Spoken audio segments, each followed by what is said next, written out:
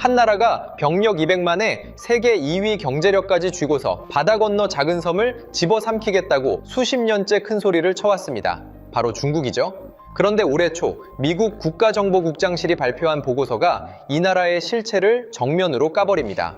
침공 능력도 실행 의지도 확인되지 않는다. 호랑이인 줄 알았는데 고양이였던 겁니다. 대체 왜 이 거대한 나라가 해협 하나를 건너지 못하는 걸까요? 들여다보면 겹겹이 쌓인 공포의 구조가 드러납니다. 밖에서는 에너지 목줄이 잡히고 돈이 빠져나갑니다. 그런데 안쪽은 더 끔찍하죠. 군대는 속부터 썩어 있고 14억 인민이 진실을 알게 될까봐 벌벌 떨고 있습니다.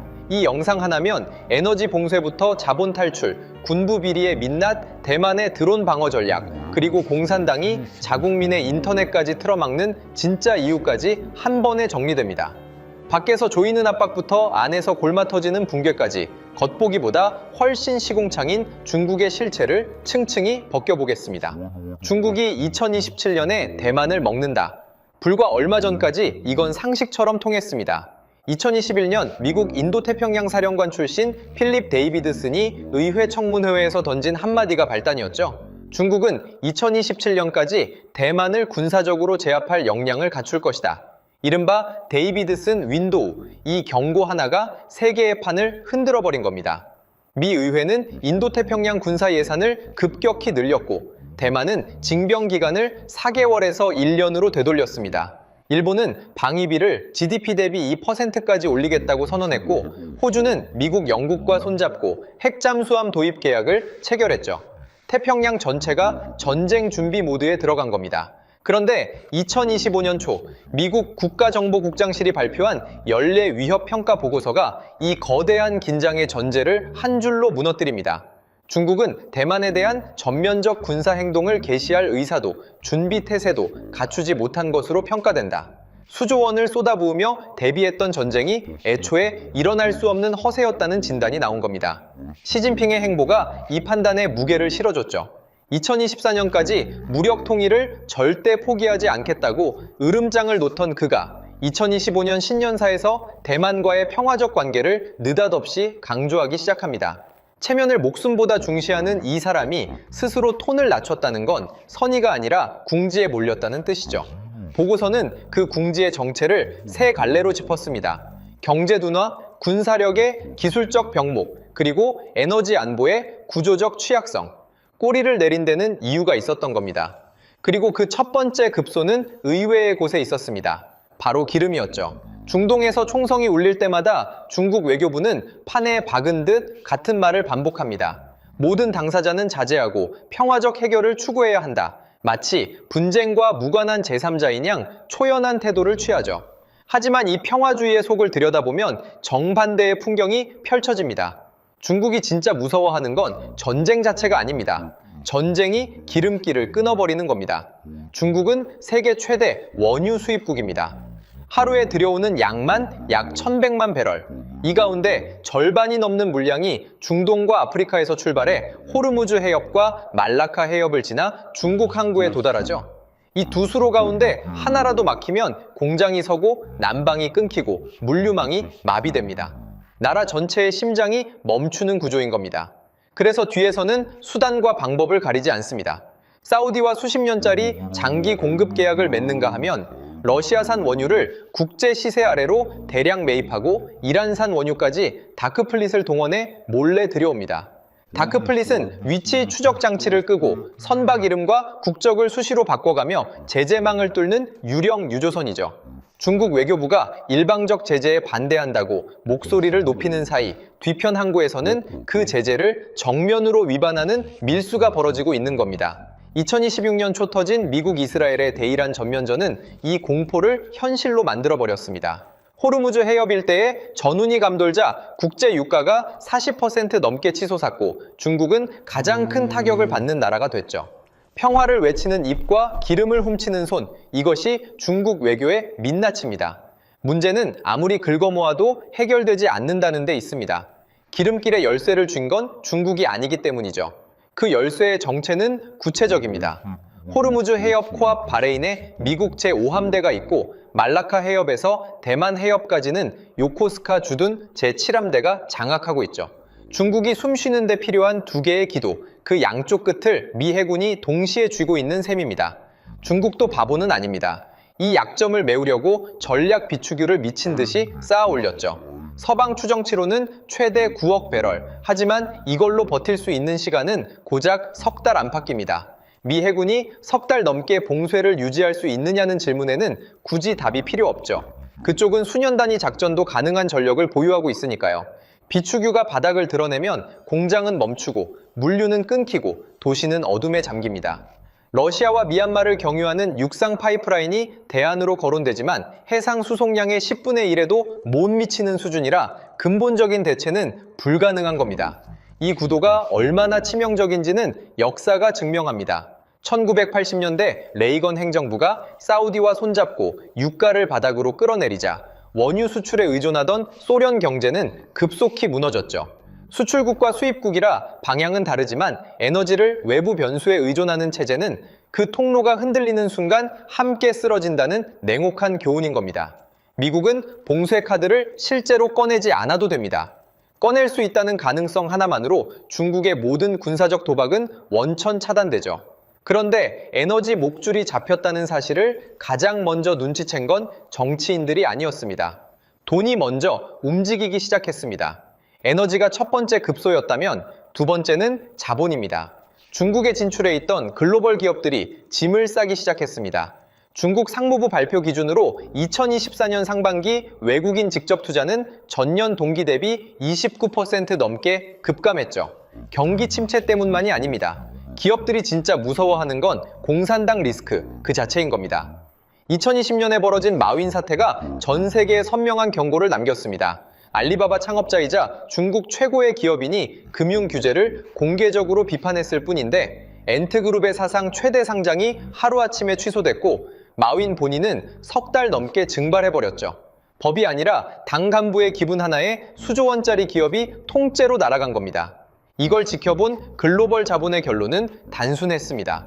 여기는 위험하다. 빠지자.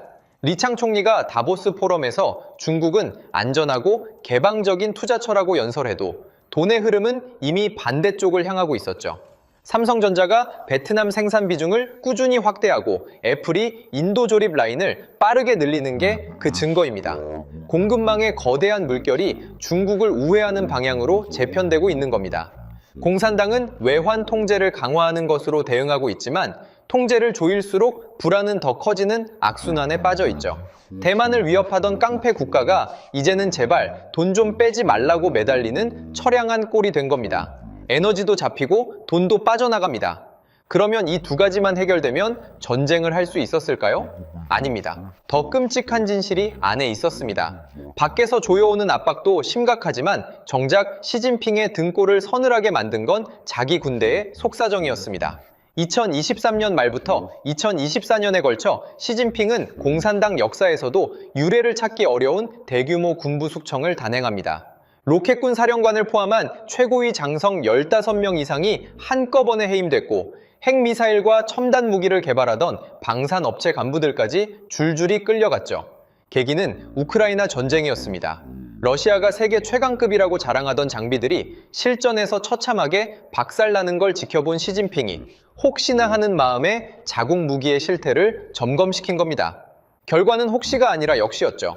로켓군 미사일 연료 탱크에 연료 대신 물이 채워져 있었다는 보도가 터졌고 일부 사일로는 발사 자체가 불가능한 상태로 수년간 방치돼 있었습니다. 부품을 싸구려로 바꿔치기 한 뒤 차액을 챙기는 비리가 군부 전체에 만연해 있었던 거죠. 성능 시험 데이터까지 조작됐습니다. 위에 보고되는 숫자는 화려했지만 실제로 버튼을 누르면 어디로 날아갈지 아무도 장담하지 못하는 수준이었던 겁니다. 뿌리는 공산당 특유의 구조에 있죠. 인민해방군은 국가의 군대가 아니라 당의 군대입니다. 진급은 능력이 아닌 충성과 뇌물로 결정되고 나쁜 소식은 위로 올라갈수록 걸러집니다. 현장의 결함이 지도부에 닿을 때쯤이면 이미 손 쓸 수 없는 상태가 되는 것이죠. 시진핑이 아무리 머리를 잘라내도 이 시스템이 그대로인 한 같은 병은 반복될 수밖에 없습니다. 바깥에 목줄도 잡혔고 안의 무기도 깡통입니다. 그런데 이 썩은 군대를 이끌고 해협을 건너려 한다면 맞은편에서 기다리고 있는 건 차원이 다른 악몽입니다. 대만 해협의 가장 좁은 구간은 서울에서 천안까지의 거리와 비슷합니다. 이 바다를 수천 척의 상륙함에 병력을 가득 실어 건너는 게 중국의 침공 시나리오인데 해협 자체가 지옥으로 변할 수 있습니다. 미국과 대만이 공동으로 구상 중인 헬스케이프, 번역하면 지옥도 작전이 바로 그것이죠. 핵심은 무인 자폭 드론입니다. 대만 해협 전역에 수만 대의 소형 자폭 드론과 무인 수상정을 풀어 건너오는 중국 함정을 때로 덮치는 전략인 겁니다. 항공모함이나 전투기 없이도 해협 전체를 거대한 기뢰밭으로 바꿔버리는 발상이죠. 이 전략이 왜 막을 수 없는지 지금 중동에서 벌어지고 있는 전쟁이 답을 보여주고 있습니다. 2026년 미국 이스라엘과 이란의 전면전에서 이란은 수백만 원짜리 샤헤드 자폭 드론 2,000대 이상을 쏟아부었죠. 미국과 이스라엘은 이걸 막아내긴 했습니다. 그런데 막는 데 쓴 게 발당 40억 원이 넘는 패트리엇 요격 미사일이었습니다. 수백만 원짜리 드론 한 대를 잡기 위해 수십억 원을 태우는 구조인 거죠. 세계 최강의 방공망을 가진 미국과 이스라엘조차 이 비용 부담에 허덕이고 있는 겁니다. 이걸 대만 해협에 대입해보면 상황은 더 끔찍해집니다. 수만 대의 드론이 사방에서 쏟아지는 바다 한가운데서 중국 상륙함은 그걸 요격할 방공체계를 배 위에서 돌려야 합니다. 육지에 고정된 시스템도 감당이 버거운 물량을 파도 위에 떠있는 함정에서 막아야 하는 겁니다. 드론 한 대는 수백만 원, 상륙함 한 척은 수천억 원. 드론 10대만 뚫려도 함정은 바다에 가라앉죠. 비용으로도 물량으로도 중국이 이길 수 없는 싸움인 겁니다. 벤츠 타고 베이징에서 호의호식하는 공산당 수뇌부가 자기 목숨과 재산을 걸고 이 드론 지옥 속으로 군대를 밀어 넣을 수 있을까요? 전쟁은 곧 그들의 자살 행위가 된 겁니다. 그런데 미국도 무섭고 대만도 무섭지만 시진핑이 진짜 벌벌 떠는 대상은 따로 있습니다. 2024년 하반기부터 중국 공안이 전에 없던 표적을 사냥하기 시작했습니다. 범죄자가 아닙니다. VPN을 써서 해외 인터넷에 접속한 일반 시민들이죠. 벌금을 넘어 구금까지 이루어지고 있습니다. 인터넷 통제야 어제 오늘 일이 아니지만 개인의 VPN 사용을 형사처벌 수준으로 다루기 시작한 건 분명 새로운 국면인 겁니다. 중국의 만리방화벽은 구글, 유튜브, 페이스북, 인스타그램 등 서방의 주요 플랫폼을 전부 차단합니다. 14억 인구가 당이 허용한 정보만 소비하도록 설계된 거대한 감옥이죠. 하지만 VPN이라는 구멍이 있었습니다. 기술을 조금만 아는 사람이면 벽을 넘어 바깥 세상의 뉴스와 여론을 접할 수 있었던 겁니다. 공산당이 이걸 왜 이렇게까지 두려워할까요? 밖에서 들어오는 정보의 내용이 문제이기 때문입니다. 경제 침체의 실체, 부동산 폭락의 규모, 군부 비리의 수준, 해외에서 바라보는 중국의 이미지.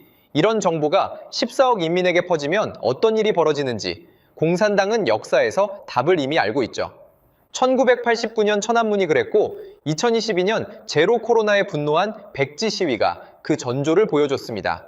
인민이 진실을 알게 되는 순간 체제의 정당성 자체가 흔들린다는 것, 이것이 공산당의 존재적 공포인 겁니다.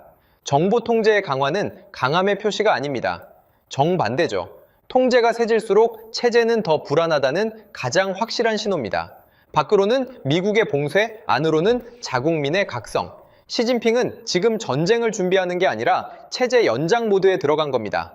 전쟁은커녕 내부 단속에 모든 역량을 쏟아붓고 있는 정권이, 드론이 뒤덮은 바다를 건너 대만을 침공한다는 건 성립 자체가 안 되는 시나리오인 것이죠.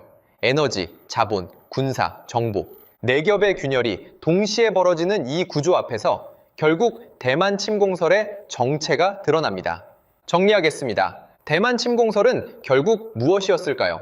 에너지 수송로는 미국 손에 잡혀 있고 글로벌 자본은 탈출하고 있으며 군대는 부품부터 데이터까지 썩어 있습니다. 드론이 뒤덮은 해협을 건널 배짱도 없고 자국민의 인터넷 하나 통제 못하면 체제가 흔들리는 수준이죠. 어쩌면 처음에는 진짜 의지가 있었을지도 모릅니다. 하지만 이 모든 구조적 한계가 겹겹이 드러나면서 대만 침공은 실현 불가능한 허세로 전락했습니다. 그리고 그 허세는 다른 용도로 재활용됐죠. 경제가 흔들리고 불만이 쌓일수록 공산당은 외부에 적을 내세워 시선을 돌려야 했고 대만은 그 가장 편리한 카드였던 겁니다. 이제 그 카드마저 효력을 잃어가고 있습니다. 이 구조적 쇠퇴는 단기간에 반전되기 어렵습니다. 부패한 군사 시스템을 고치려면 한 세대가 필요하고 에너지 수송 구조의 취약성은 지리가 바뀌지 않는 한 해소될 수 없죠. 정보를 막을수록 혁신은 떨어지고 자본은 더 빠르게 빠져나갑니다. 악순환의 고리가 갈수록 단단해지고 있는 겁니다. 그렇다면 한국은 이 상황을 어떻게 봐야 할까요? 냉정하게 말해서 이건 기회입니다. 글로벌 공급망이 중국을 우회해 재편되는 지금 한국은 이미 체코 원전 수주 24조 원, 폴란드 K2 전차 수출 등 그 수혜를 현실로 만들고 있죠. 반도체와 배터리에서도 탈중국 수요가 한국 기업을 향하고 있습니다. 핵심은 하나입니다. 종이호랑이의 몰락을 구경하는 것이 아니라 그 몰락이 만들어낸 빈자리를 누가 먼저 차지하느냐의 싸움이라는 것이죠. 과연 우리는 이 기회의 창이 열려있는 동안 충분히 빠르게 움직일 수 있을까요? 오늘 영상이 유익하고 재밌으셨다면 구독과 좋아요 부탁드리겠습니다. 영상 제작에 큰 힘이 됩니다. 다음 영상에서 뵙겠습니다.